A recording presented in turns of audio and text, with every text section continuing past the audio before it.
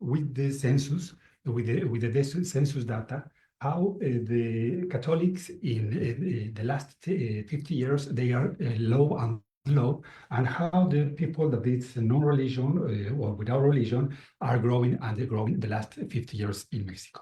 That's the big picture of the older country. And if we see that in the Mexico City, you can see the last 10 years with the data of the census, you can see how the Catholic people has low down from 82% to 75%. And of other people that they say that are no religion in Mexico City, they has grown from 5 to 11%. So we have something that I think it's very important. How about if we see the districts in Mexico City? Mexico City has 16 districts, and the difference between one district or other district is very important. See, by example, how Magdalena Contreras is one of the one district. 80% of people, they say that they are Catholic. That is the data of the census. And in Cuauhtémoc, 69% the people say that they are Catholic. So you can see that it's not homogeneous. It's very different. So what about the neighborhood? I'm going to talk about one neighborhood that is in the district that it names it's Coyoacán. I don't know if you know that, but it's the place where Frida Kahlo had her house. So it's the most popular house in Coyoacán is the Frida Kahlo house. So this district has these characteristics. It's a district, a neighborhood in the district of Coyoacán that is very new. It's a district where you have 50 years ago, there was nothing at all. It was only one mountain. And now you have 30,000 inhabitants. That's the quantity of persons that you have. And it's a popular neighborhood. So the people who live there, they have not a lot of money. And so that is the social characteristic of the people that we are going to look now. Something that is very important is even if it's a very small space, a very small neighborhood, you have 30 masses on Sunday. So you can have 500 of people that they are going to the masses in this little country. So you can see that it's very important the religious experience in this little neighborhood. So here only one little picture to show you how it's. But I'm going to.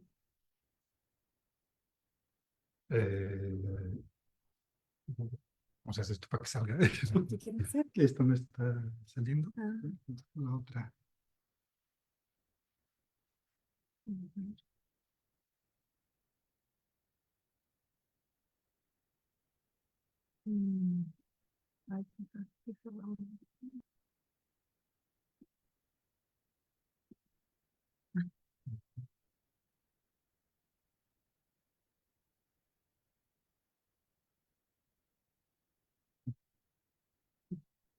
No.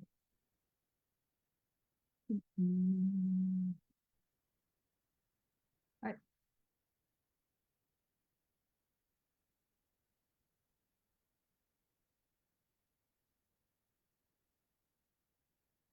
Voy a tener que ver acá cómo hacer.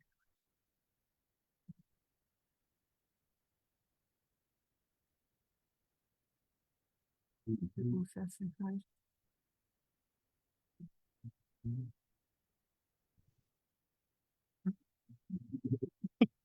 Okay. No sé cómo. Ah, aquí, a ver. Sí.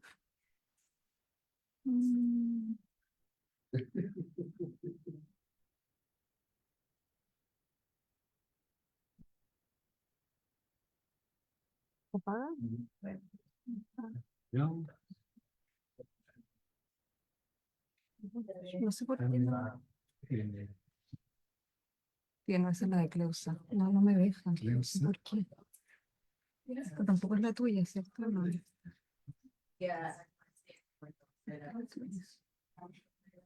No me deja. Tampoco esta. Showing the...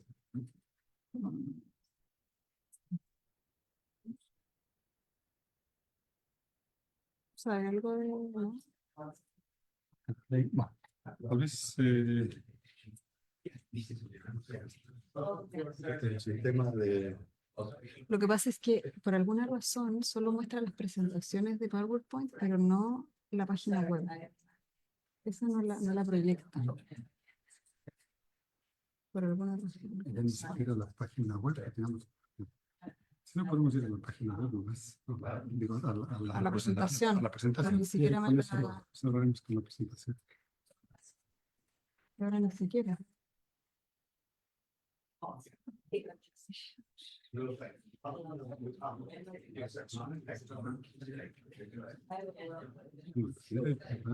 sé por qué me la Se muestra. la cierra la de Cleusa. Sí, la voy a hacer. Pedro Castillo, multiple friends like when abroad, and I'm from desde ahí. Yo siempre tuve un buen puesto en el colegio y como ellos iban afuera, yo dije, puedo hacer lo que ellos me gustó un bote. Yo vi con la Santa María. Está puesta en modo presentación. Vamos a tener que pedir ayuda. Hay que llamar a este número. Tal vez me aviento así nomás. Porque no tengo idea cómo. Ya, Well, maybe I'm going to. It's a very big problem. Sorry, we're starting. I'm going to only show, and after that, almost all the information you can see if you want after in the web page. So I'm going to at the end I'm going to list you the information, and I wanted to show you the graphic experience, but well, maybe the questions, or maybe after, or maybe in your page wave, in your celulares, you can see that in the page wave. That's it. Well, but what's important here is to, in this neighborhood, what we have, what we can see.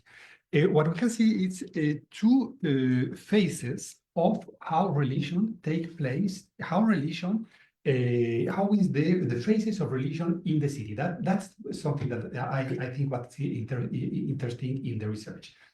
One way of we can see the religion in the city is the very official way of religion. What am I talking about? Obviously about the church, the different churches.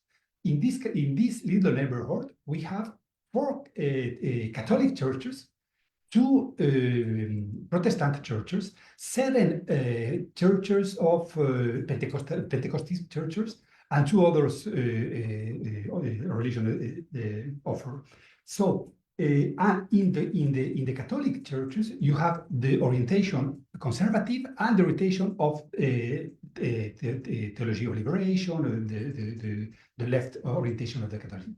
So, is only if we see the official possibilities, the official options of religion, the official ways, the official ways of the religion in the city, we can see a diversity, an official diversity, even with the churches. But the other part that is more interesting is that what's happened with the religiosity, with the popular religiosity. With the popular religiosity, that's fantastic, and I really invite you to see that in my page or web, in the web, because you can see in this little neighborhood, it's only 2 kilometers, so it's very strong, very pequeña, small. You can see 50 little chapels. See 50 images. What I'm talking about when I say what the little image, they are image of this size, that they are in the street, and this little image, there are 50, and a lot of people are going to take care of this image. They are going to make a party in this image. They are going to make a price. They are to price all the Sundays in this image. So if we see that in a card, in a map, it's very impressive. So that's. But the other phase that is interest of popular religion in this neighborhood is when this image that you can see that are in the street, a little image, goes by the street with the people.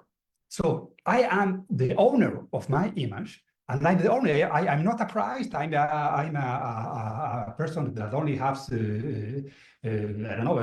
I live there, and this image is my image. And with this image, I'm going to be with my friend. With the image, I'm going to go with the image. I'm going to price the peregrinage.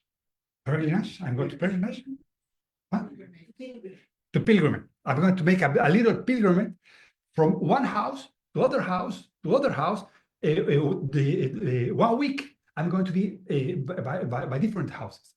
So. And after that, I'm going to take the image, the image to my house again.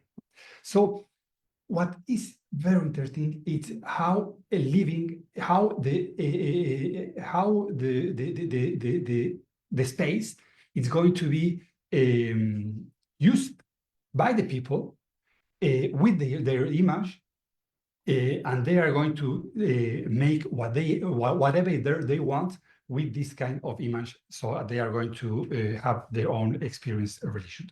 I want to say 3 conclusions, and if you can see that in your webpage, you can discuss other things. Then it's first, in the city, we have a place of religious diversity, a very important religious diversity in the city. That's one.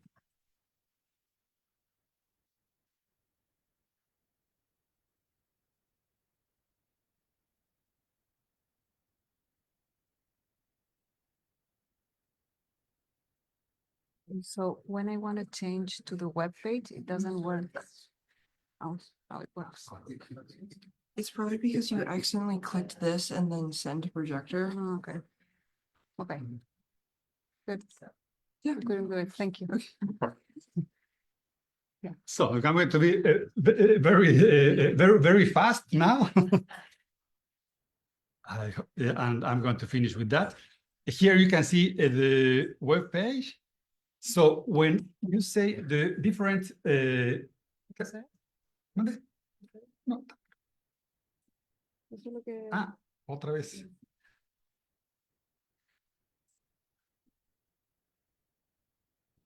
Aquí está. Pero no importa, ahí nomás.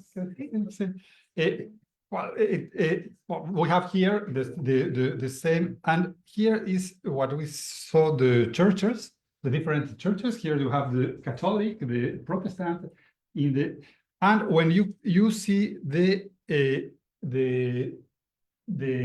popular expressions, you can see that is very important. And here you can see how is the perilage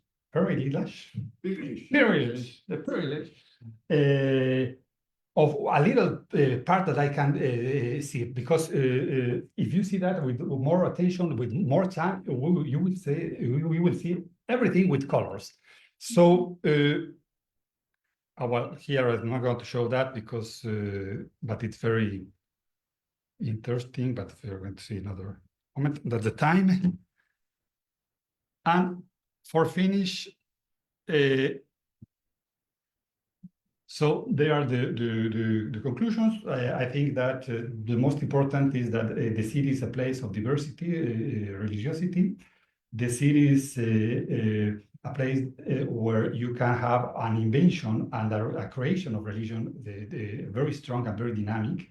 And the last thing that I think it's important too is to say how the popular religion expressions takes place in the space beyond any official regulation. So the question, one of the questions, because a lot of questions, is where are the authorities, the religious authorities here? And the answer is they are not so important, as important they are the people who makes the religion in the city. That's it. Thank you very much. And I'm really sorry about my language.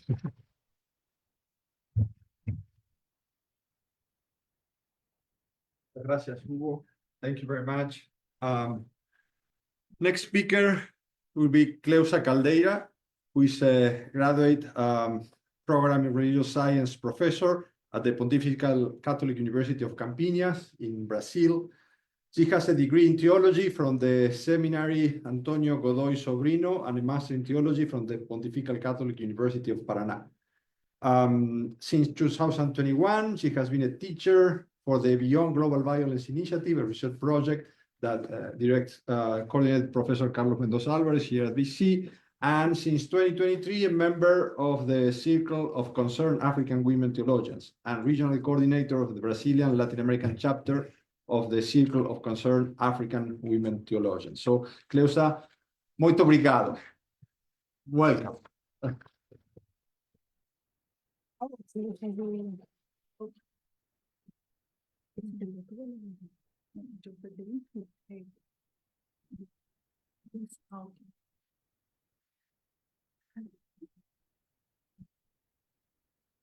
Hi, I'm sorry, I don't speak English.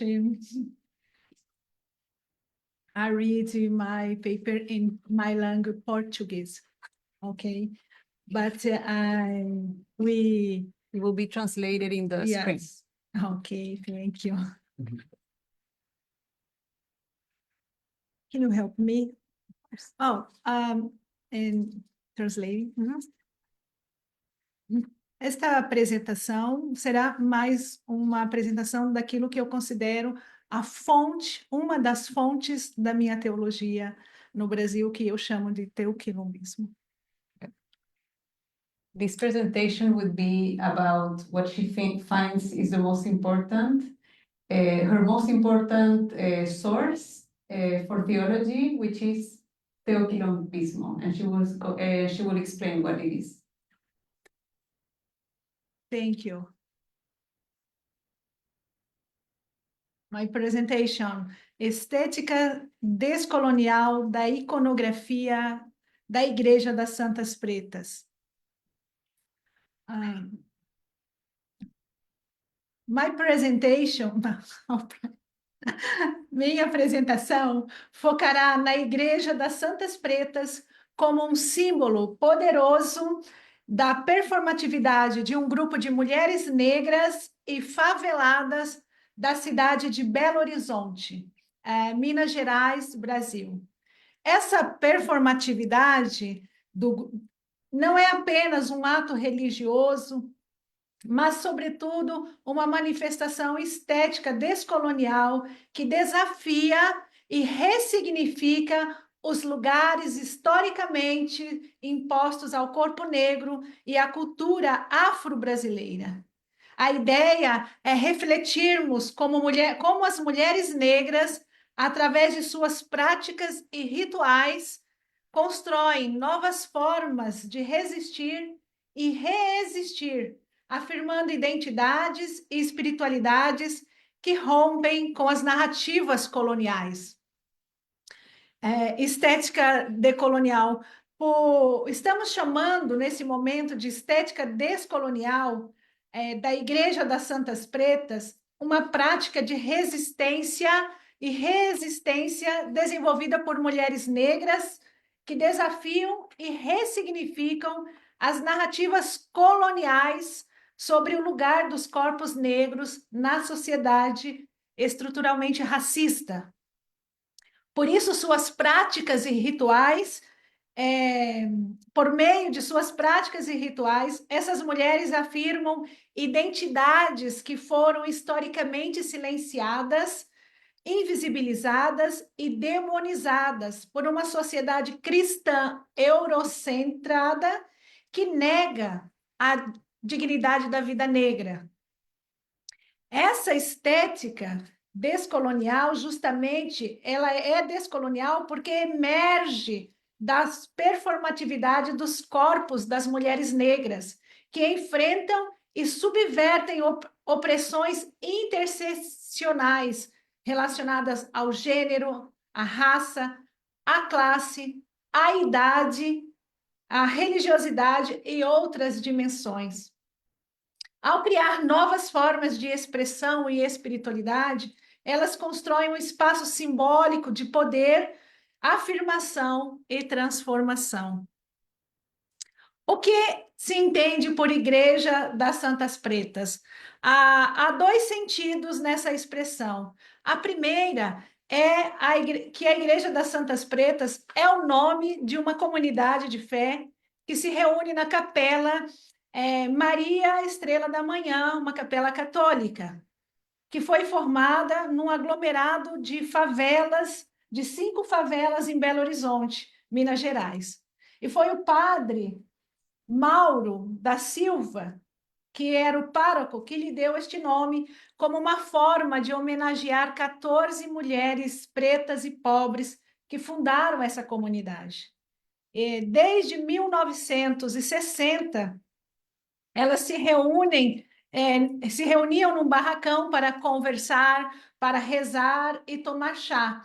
E neste lugar, elas sonhavam em ter uma igreja de verdade, na qual elas pudessem se sentir pertencentes. Mas esse sonho de vivenciar uma igreja de verdade foi desafiado pelos processos de gentrificação, visto que este aglomerado de favelas está na área mais nobre da região de Belo Horizonte. Então, no início, eram 5 favelas. Hoje são apenas 3, pois 2 favelas já não existem mais. Os moradores, pretos e pobres, foram expulsos para dar lugar a novos condomínios verticais de luxo. A Igreja das Santas Pretas é uma comunidade que luta pelo direito de habitar os seus territórios e assegurar a sua humanidade e a dignidade afro-brasileira. Não esqueçamos que as favelas no Brasil é uma zona do não ser, como tematizou Frantz Fanon, no qual a violência policial é a norma. Um segundo momento, segundo sentido para a Igreja das Santas Pretas significa que ela é também o nome da iconografia, que cobre toda a extensão do templo desta comunidade. Essa iconografia foi idealizada pelo Padre Mauro e realizada ao longo de 3 anos pelos artistas Clayton Goss e Marcial Ávila, de 2015 a 2018. A iconografia, a Igreja das Santas Pretas, portanto, é um afresco de 110 metros quadrados no interior da capela Maria Estrela da Manhã. A iconografia Igreja das Santas Pretas faz um paralelo entre as 14 mulheres negras que fundaram essa comunidade e a vida de Maria, mãe de Jesus. E esta iconografia narra cronologicamente 7 dores e 7 alegrias de Nossa Senhora apresentada nos evangelhos. As 14 mulheres da Vila Estrela são Tia Neném, Tia Sandra, Generosa, Emericiana, Martinha, Ia, Dona Tina, Terezinha, Marilda, Dona Jovem, Maria Rodrigues, Sônia, Marta e Josimeire. Elas estão sendo homenageadas em 14 cenas que cobrem toda a capela Igreja das Santas Pretas. A iconografia Igreja das Santas Pretas é o resultado daquilo que a intelectual Leda Maria Martins chama de performance dos ambientes da memória, grafadas na corporeidade negra. Ela faz a distinção entre lugares de memória, representadas na escrita, nos livros e museus, e os ambientes da memória, cuja inscrição se dá no corpo e na voz. Nesse horizonte, podemos dizer que, historicamente, Os lugares da memória, museus, livros, são utilizados como instrumentos coloniais para manter os corpos negros na subalternidade e invisibilidade. Assim, por exemplo, tem sido as representações dos corpos negros nos museus para perpetuar aquilo que Nelson Mignolo descreve, Walter Mignolo, perdão, descreve como ferida colonial, a saber, a desumanização e o racismo sobre os corpos negros. Essa ferida colonial é um sentimento de não pertencimento ao mundo moderno. É um sentimento de que nos falta algo na língua, na religião, nos costumes, em nossa forma de sentir e viver. E é exatamente por isso que a iconografia das Santas Pretas é descolonial, porque ela presentifica uma memória ancestral e eterniza outra representação dos corpos negros, em especial o corpo da mulher negra. O corpo negro não é apenas excesso de melanina, o corpo negro é o principal meio de preservação e transmissão dos saberes africanos, usando a oralidade e a corporeidade como formas vivas do conhecimento. Esses saberes são inscritos e expressos por meio dos gestos, das danças, dos ritmos, dos cânticos, que constituem grafias performadas pelo corpo e pela voz, sempre em movimento e em recriação.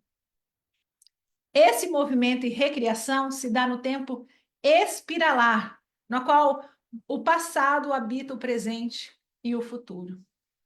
Vejamos algumas fotos desta iconografia da Igreja Santas Pretas para mostrar como os movimentos corporais das mulheres negras expressam uma espiritualidade que conecta o passado, o presente e o futuro.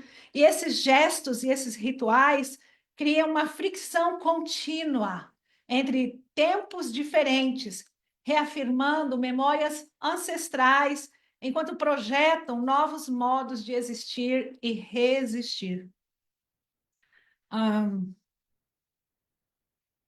This is a Quinta Alegria de Maria, Maria Madalena e o ressuscitado no jardim, né? A homenageada Dona Tina.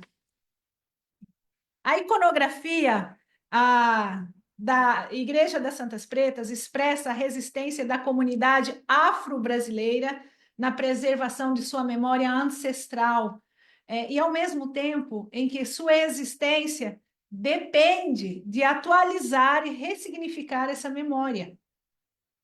Uma das fortes características da Igreja das Santas Pretas é a sua relação com o congado, que é uma manifestação cultural e religiosa afro-brasileira que homenageia figuras como o Chico Rei, que foi um rei do Congo, que foi escravizado no Brasil, e que depois que conseguiu sua liberdade, ajudou muitos outros escravizados no século XVIII a serem livres.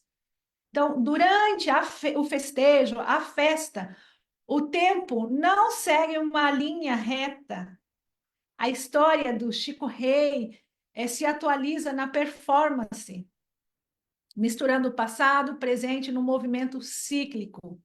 Então, o congado foi proibido de coexistir com o catolicismo, por mais de 100 anos, porque é uma expressão africana muito forte, com o uso da força dos tambores, que ainda são proibidos de serem usados nas missas. Mas, na Igreja das Santas Pretas, ele foi restaurado. Por meio de danças e canções, o festejo do congado celebra a coroação do rei e rainha do Congo. E habitando uma outra temporalidade não linear, a comunidade negra, desprezada pelo poder religioso patriarcal e massacrada pelo poder político, experimenta momentos de sua dignidade restaurada. Muito obrigada.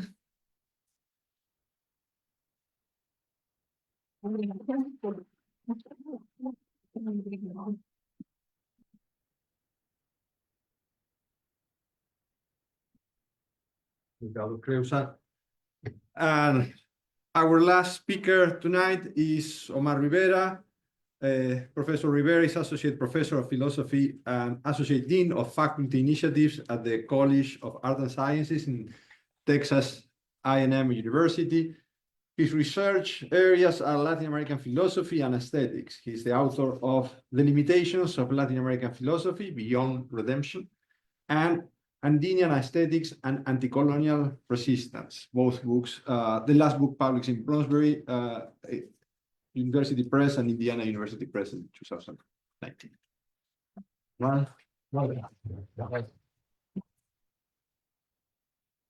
Thank you for coming and thank you for the invitation. When the city of Lima was designed in the colonial era, it was designed as a grid. That's how the city was imagined. This was something that was quite unusual and only possible in the context of colonization, precisely when one could pretend that nothing was there before the city was built. The idea, can you hear me? Okay. Yeah. The idea is that since we could pretend that there was no existing life in the area, there were in fact like 37 pyramids, but we'll talk more about that. The experiment was to pretend that space could be controlled and that the city would be an opportunity to control space. What do you mean by control space? I mean by give the illusion that space could be divided as in a grid, which means that things could be localized, that every space is the same as another space. You could, get from one place to another in very straightforward ways.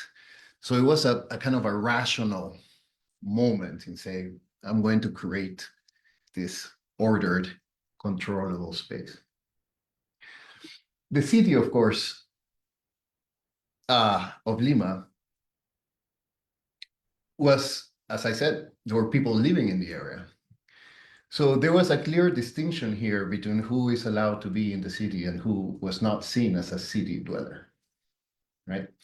So already a kind of colonial distinction was articulated in the founding of the city of Lima, in the sense that only those who were proper rational beings could inhabit such a city. So I want you to think about this idea of rationality being constructed as on the basis of this notion that space is this abstract thing that I can just exist as if it were completely neutral to me, and I can inhabit it in a kind of calculable way. Am I making sense? So there's a kind of connection between the emergence of something like a calculable rationality. I'm going to be there in 3 minutes, kind of thing, and this construction of the city in its particular spatial arrangement. In my experience, there are only things that I can do in cities, like sometimes be on time, not get distracted.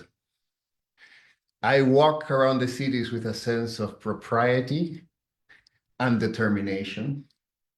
I know where I have to go. I know where I need to be and when. I know what my day is going to look like the rest of the day. I know what my job is. I know where my job is located. I know what car my boss drives and what car I drive. I know how I'm going to get from one place to another. Now, all those things that mark me as a rational responsible individual with a sense of purpose and determination are made possible by something like this. And I want you to understand that. What this idea of a rational city really brings with it is human calculability and the possibility of a kind of efficiency and predictability.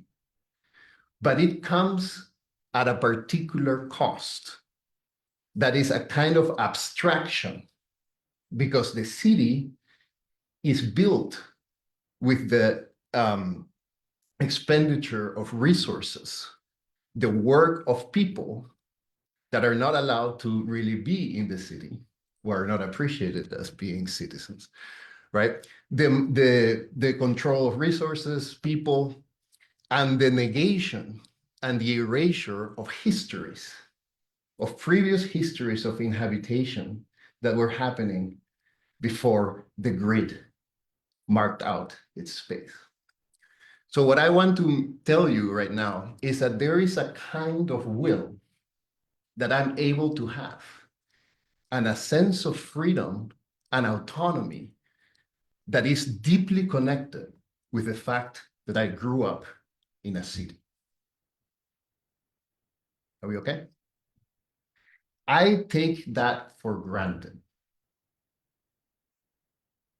So my self-perception as an individual who is responsible, are we good? Who has a job, right? That self-perception depends on the illusion, right? That the city is somehow like a natural place for me. We're good? And on the denial and the erasure of everything that has to be in place for me to be such an accomplished and effective human being. This point is extremely important, and I want you to understand this point. Without the city, the ideal of the modern liberal individual would not be possible. The idea that there are people who work on the basis of this abstract rationality in which they can calculate what they are going to do next because they are in control of their environment so that the world is there for them to be effective. That idea is deeply, that illusion is deeply dependent on the possibility of something like the city. Are we okay? So what I call this individualized sense of will and accomplishment has to do with this, what I would call an effort to turn space into that. Can I just press here? Are we okay? So the city is populated by people who have a sense of being individuals with autonomy, will, and whatnot. At least those are the people that we think about when we think of a city people. This is another city. This is Machu Picchu. And I bring it up because this is a pretty common photograph of Machu Picchu. And one of the things that comes across when you look Machu Picchu from this picture is like how harmonious the city is, how wonderfully built it is in relation to nature. This is not a grid. What Machu Picchu is doing is following the contours of its geographical site. In fact, it does so with such intention that sometimes the urban planning is more interested in following the mountains, the contour of the mountains, than in making it easier for us to walk in the city. You see how different it is from the idea of the grid. The grid pretends that there's nothing there, that it's been all flattened out, right? Because we need to have this sense of agency. In Machu Picchu, what is going on is that, in fact, human movement is deeply obstructed. Are we okay? So what is this city about? It is not, the city is not about that colonial plan of Lima. It is not about predictability, calculability, and whatnot. It is about a kind of resonance, a kind of belonging with a natural setting. Some people think of it, the city is really the house of the mountain. It's not really about the liberal human. Are we okay? Are we good? But there's something even more interesting about Machu Picchu, which is that there is this sense when you really are in Machu Picchu that the city is kind of moving and kind of falling down the mountain. So when you look at the terraces, all these rocks that give the appearance of a rock slide, right?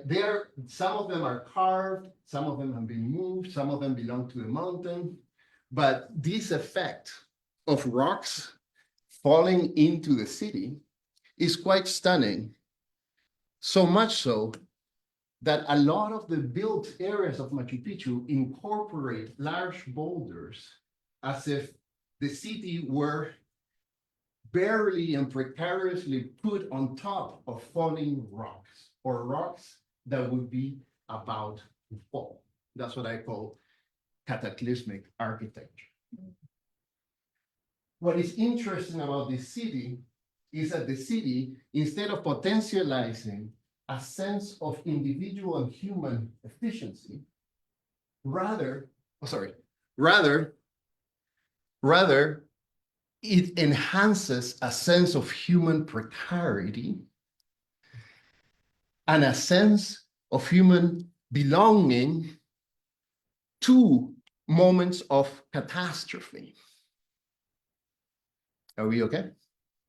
So I want you to understand the distinction between what we call the modern city and the kind of individual that is sustained by that city and what is happening in Machu Picchu. I call Machu Picchu something like a cosmological city or a cosmic urban planet. Why? Because it's attuned to the Andean notion of the movements of the cosmos that involve cataclysms and rebirths of order. The citizens of Machu Picchu are not necessarily, in my reading, interested in existing at the level of the effectiveness of an individual will. They are rather interested in existing at the level of the recognition of the cosmological precarity and insignificance of the human abode. Are we okay? So that is what I call, or how I want to think about being in this city. So I want you to think about this thing, and then I'm going to end up really quickly. What I want you to think is the difference between notions of the will that might be operative by existing in these kinds of two different kinds of cities. In one city, the notion of the will is very much individual, and it's about me being efficiently working out my own tasks in the city. In Machu Picchu, and the kind of inhabitation of Machu Picchu is an attunement to events that are beyond my will. And those are the events such as natural events like earthquakes, floods, and so forth. So there is a kind of city that sustains a particular kind of understanding of will. And then there's a kind of individual will, and there's a kind of city that will be the modern kind of subjectivity.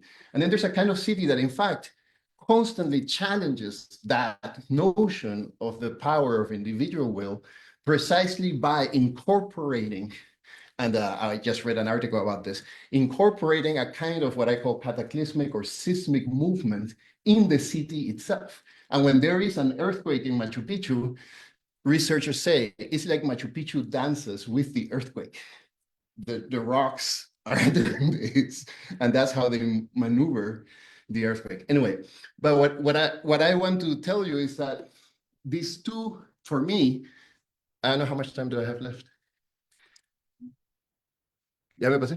For me, this way of thinking about, these two ways of thinking about cities are essential, because I think, and this is where I want to end, I think that the cosmological city is always there. I think that in the city, even in the most modern city, there is still a sense of a kind of precarity and a kind of experiences. It could be experiences of social violence, or it could be an earthquake, or it could be an elemental event. The cities are still haunted by this. So I wanted to end up with this religious festival, which is when the cities of Lima become flooded with people and there is complete chaos, right? Everybody forgets who they are, what they're supposed to do, where they are supposed to be. They are taking a break from being in that gridded space.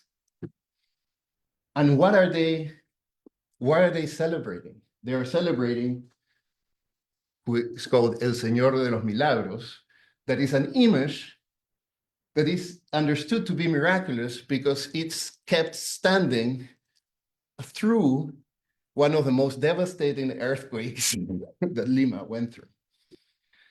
So it is called also El Señor de los Temblores, the Lord of the Earthquakes.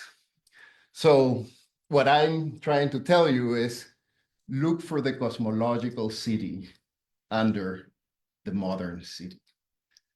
Look for those moments of city life in which you are exposed to events that are not simply under your control and will. We okay? Thank you.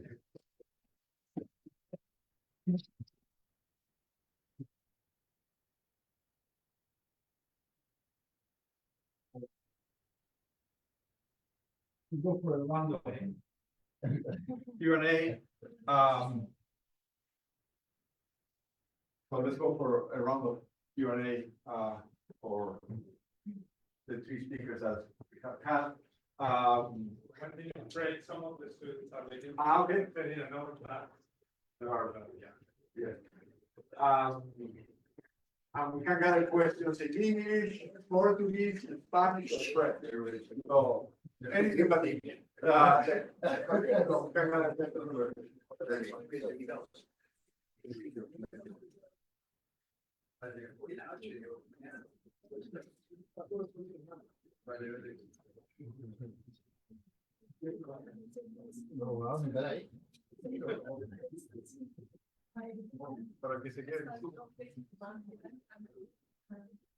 Sí, sí, sí. Ah, sí, yo te ayudo.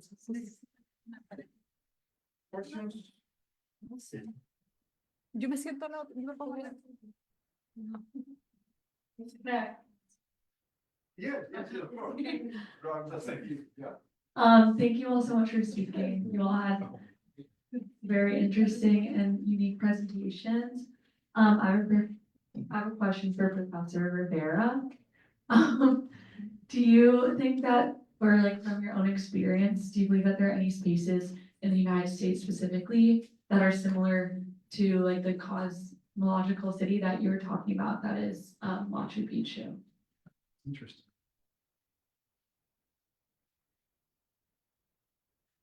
Yes. I think that border areas where I live, right, border areas are interested in this respect because what you see there is a lack of consistency in the way in which the space is used, which is very much what I'm trying to think about, is that there is no unifying sense to the space in which you inhabit. Does that make sense? Yeah. Right. So especially, I mean, I live in Texas, but I also live in New Mexico and whatnot. You see this confluence of different kind of ways of inhabiting space.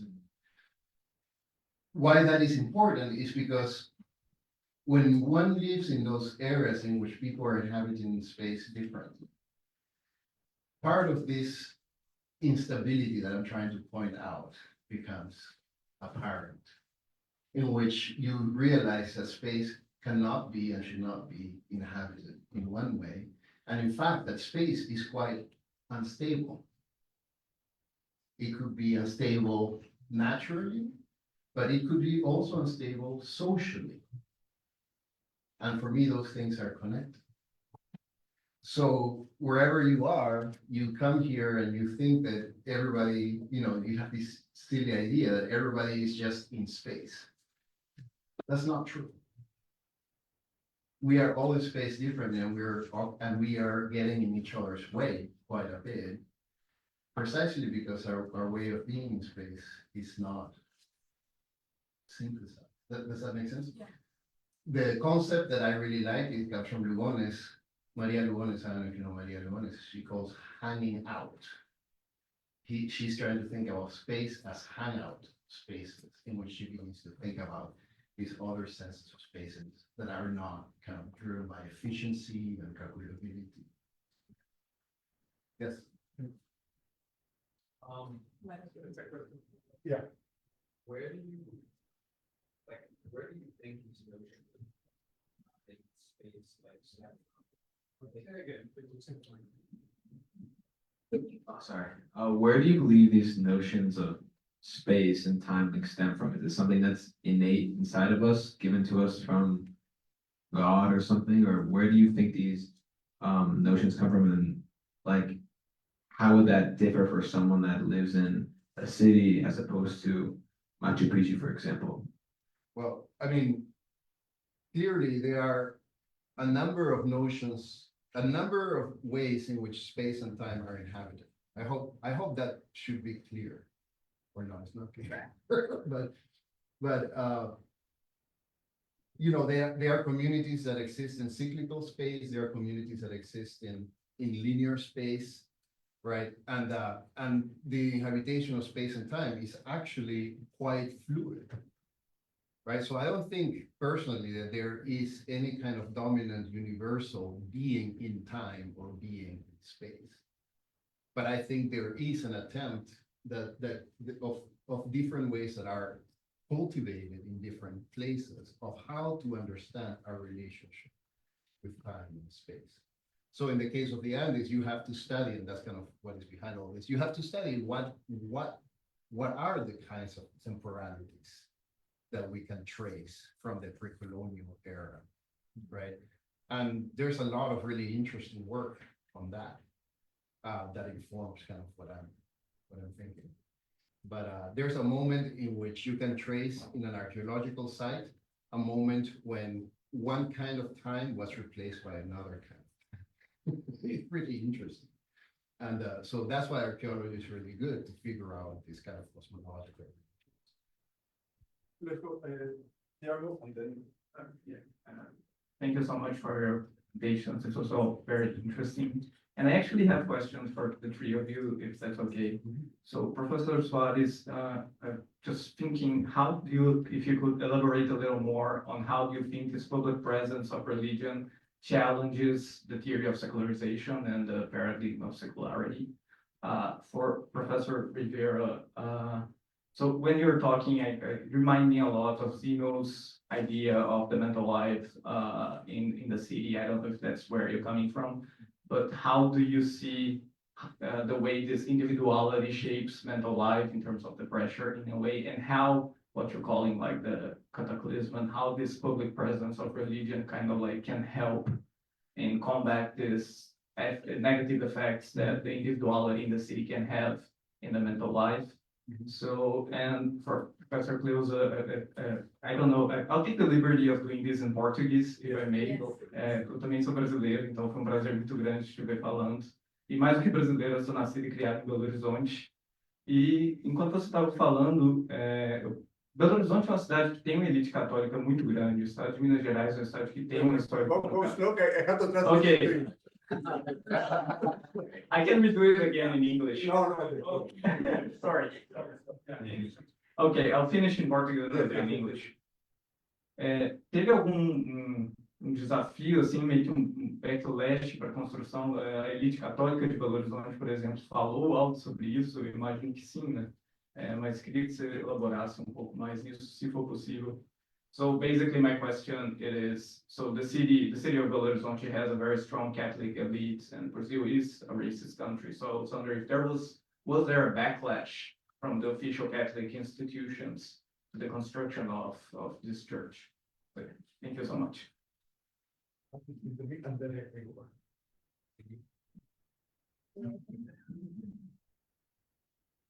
Muito obrigada por sua questão, muito importante, porque o que está em jogo sempre é uma disputa, né, sobre os corpos negros, como eu falei, e essa disputa em relação aos corpos negros está intrinsecamente vinculada também à disputa pelo território. Então, Valentina... Siempre hay dos. Oh, no. I was going to translate you into Spanish. So there's always a dispute about the black bodies, and that's been a dispute, a fight, a struggle about the territory. So that's something that is going on. Sim. E quando falamos de corpos negros também, estamos falando de representações simbólicas e cosmovisões africanas na diáspora. We are talking about black bodies, we are talking about worldviews and resources and Afro worldviews and African diaspora worldview. E então o cristianismo hegemônico é justamente esse que se projeta sobre África, sobre os corpos negros, para controlar esses corpos, para se apropriar das terras. There is an hegemonic Christendom that tries to control those bodies, to appropriate those bodies and those spaces.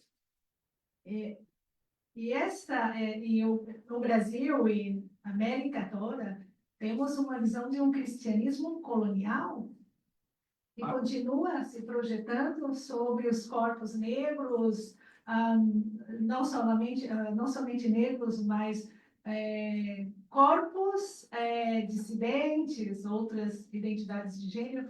Esse cristianismo colonial, colonizador, de fato, se projetou sobre essa comunidade para que ela não exista, deixe de existir. Então, a resistência dessa comunidade se dá sobretudo porque ela está no centro do cristianismo em Belo Horizonte, mas com suas identidades africanas.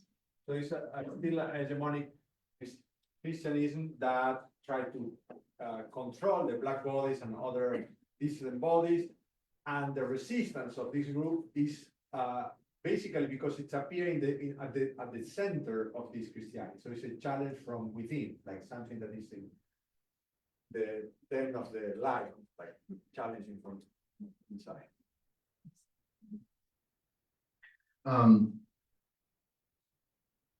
It is very different to be in a community when you understand yourself as being tasked to confront things that you experience as being within your power, and being in a community that forms when you feel that you're being tasked to confront things that are not in your power. I think that the second one is what we need more of, and to explore how communities can be built with this sense of precarity, right? And I think when we think of it in that way, and when we think about city dwelling in that way, cities feel very different. And there are communities in cities that are built around precarity, that are built around mourning the dead, for example, right? And that experience of community, for me, addresses the kind of mental suffering that being an individual, like the city wants us to be, brings with it. That makes sense? In fact, it is extremely painful to be always on time. Right? And to carry a sense of responsibility, right? that makes you believe that things are really up to you. And all that stuff creates a lot of psychological suffering. And it's a kind of sickness, it's a kind of disease that we carry with them. It's a kind of violence that we don't even recognize as such, right? And so I think that there is something about establishing community and relations from not from that kind of sense of who we are, right? So I want to see more of that. Maria Lugones thinks of those communities as the ones that she wants to cultivate as political or communities of resistance, as she thinks of. Communities that then are built on not necessarily a shared sense of purpose, like we have to do this, you know, we're going to get it done, but rather a sense of community in vulnerability and precarity. And that's where she finds the resistance, a form of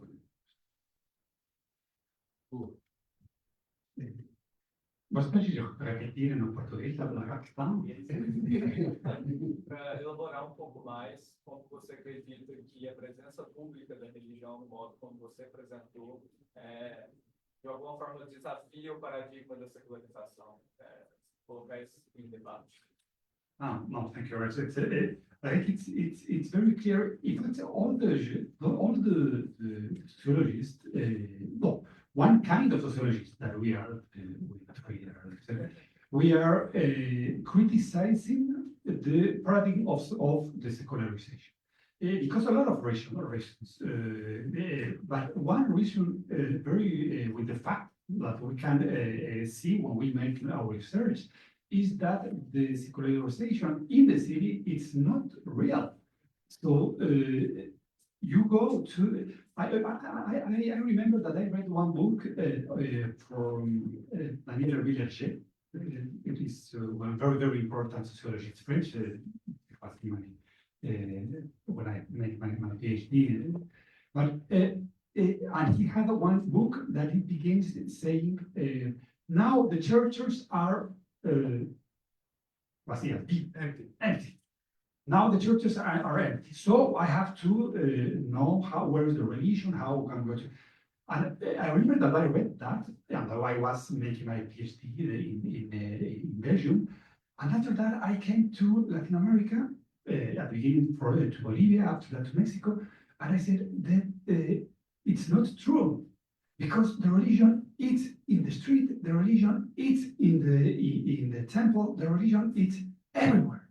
So I think that the sociology of religion and sociology of the city, the urban sociology, shows you with the fact that we cannot talk about almost, at least in Latin America, of the secularism. We live in the very religious societies and very religious cities. It don't mean that the religion is a monolithic, and it don't mean that it's the same way of the religion 10 years ago, 20 years ago. It has changed, and the possibility of the combination, it's impressive. It's very amazing to see the religion now, because you can see a lot of possibilities. It's very, very, but it's moving, but it's there. That's something that is very good. And I want to meter mi cuchara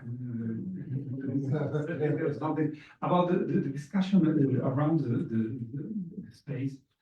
Something that I think is very important and there are a lot of sociologists that make this reflection, is how in the city the structure, the symbolic structure, the material structure, and the social structure, they are in interaction, and but in interaction, very unstable interaction. So you have one moment that the symbolic is more important than, or one other moment than the structure, material structures, and this interaction very apasionante.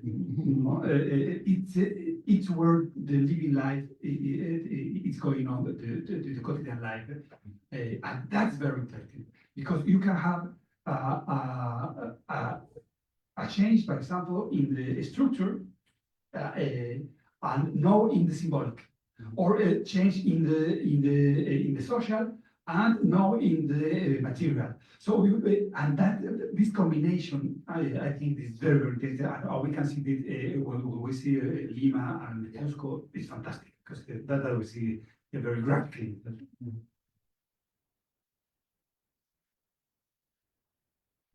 Hello. Hello, Omar. And all of you, I really enjoyed the presentation. I am Peruvian as well, so I feel very connected with this representation of Cusco and la profesión del Señor de los Milagros. I believe that this idea of the profesión del Señor de los Milagros unites people indeed in this cosmological view, you know, that goes even beyond, you know, the structures of a city, you know, that perhaps, you know, isolate us or does not let us see beyond, you know, our capabilities and your sequences of structures. In that sense, I'm trying to remember other Peruvian, you know, events that might have created this place of union of people far away, perhaps from religion or traditions, but arise from tragedy or through some sort of deep-rooted problem that unites people, you know. As we know, Aristotle in the book of the Poetics viewed tragedy as a very important source for catharsis and development and growth. When I'm trying to remember Peruvian events, you know, that unite people even beyond religious activities, I remember the pandemic where, through Martin Vizcarra. At first, these sources of tragedy would isolate people and, you know, break cohesiveness within society, right? Maybe it's a production of a source of the city, but afterwards, I remember that Peruvian people would go out and start singing the national anthem, would start making noise with las ollas and whatnot. So after tragedy, after this sense of isolation, I think that the city creates a sort of cosmological, you know, production. So my question here is like, is the city always deprived from a cosmological view, or through tragedy that is very inherent in the city? As we have said, it's tough to be on time, it's tough to find cohesion. Through this tragedy, can the city be, you know, correlated with this cosmological view? Is the city always opposed to cosmological? Thank you.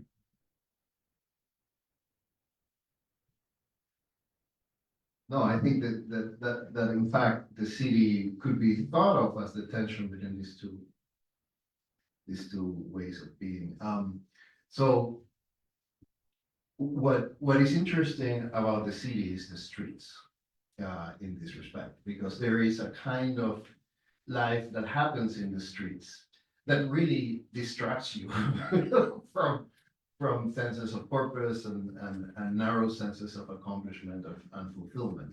And the reason why it does that is because you're constantly confronted with different bodies and different people who are doing different things. And then, so the city, the streets are a site of what I call porosity. If you are really in the street, if you just walk down the street and are essentially aware of what's happening in the city street.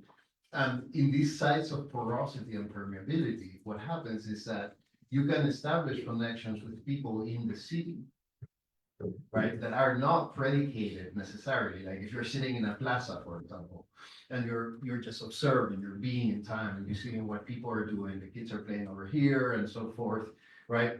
There is a porosity and permeability between you and the other people in the plaza that is not dominated by a sense of purpose or timeliness or efficiency or whatnot, but there is a sense of emerging community.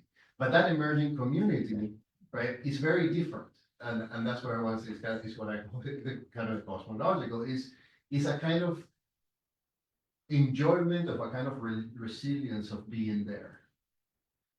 Right, an enjoyment of the resilience of being there in the plaza, in the city. All these crazy things are happening, all these political things are coming down, but you are there and you are being permeated with other forms of life.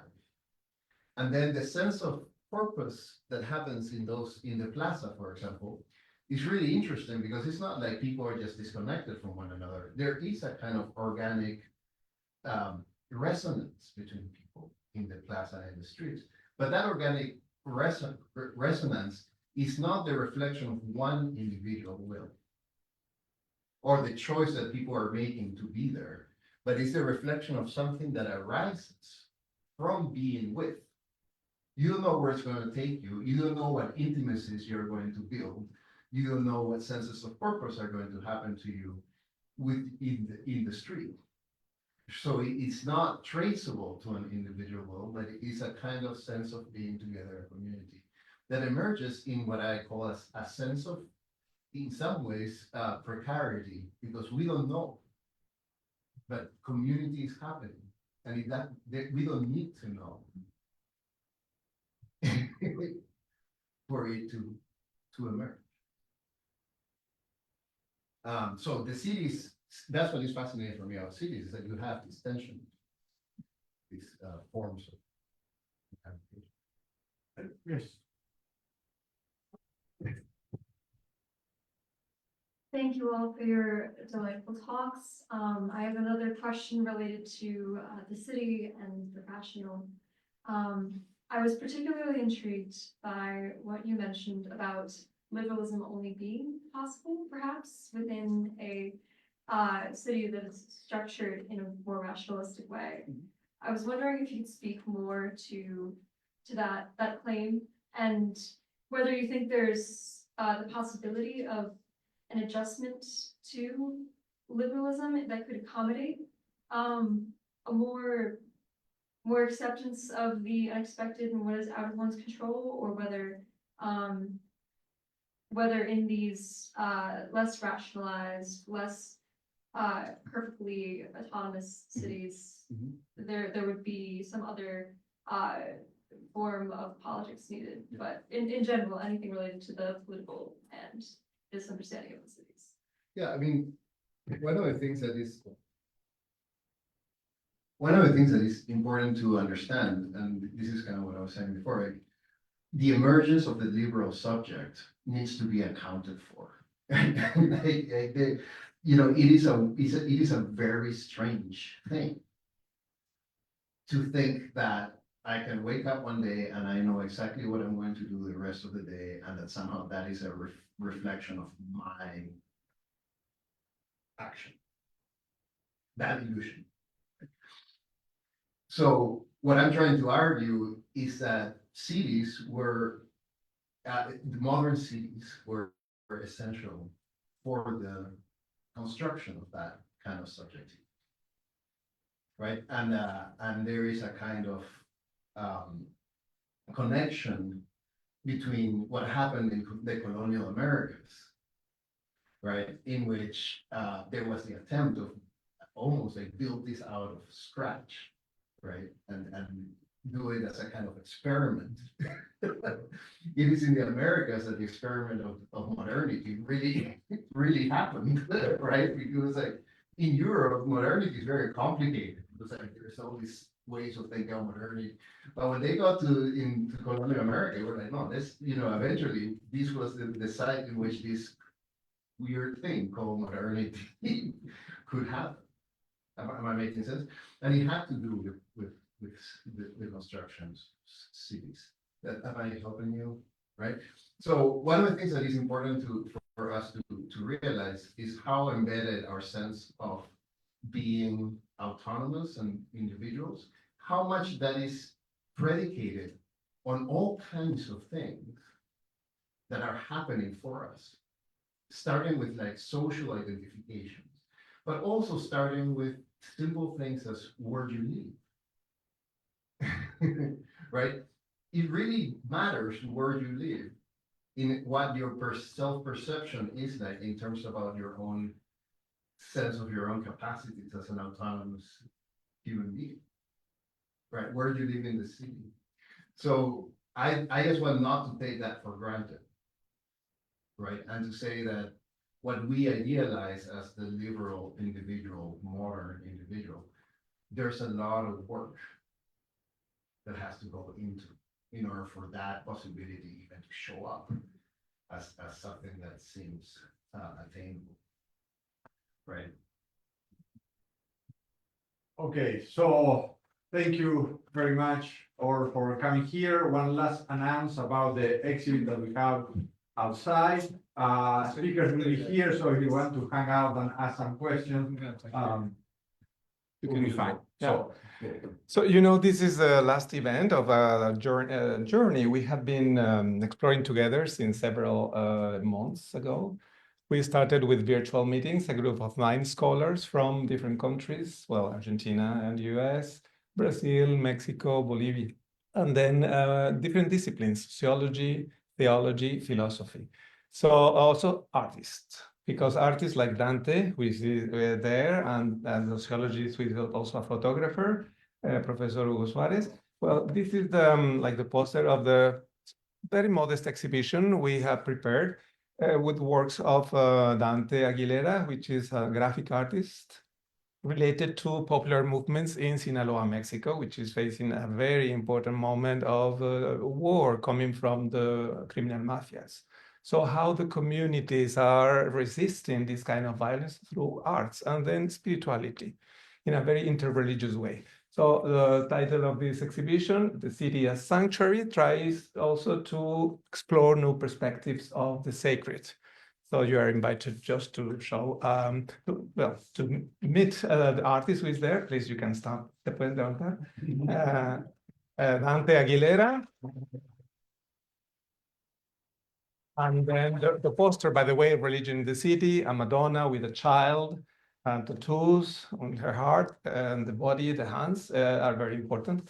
And Professor Hugo Suárez, a photographer also, who is representing some Virgins of Guadalupe together, the 2 different narratives who are gathering together in this exhibition. So you're welcome if you want just to see around the exhibition. Thank you so much.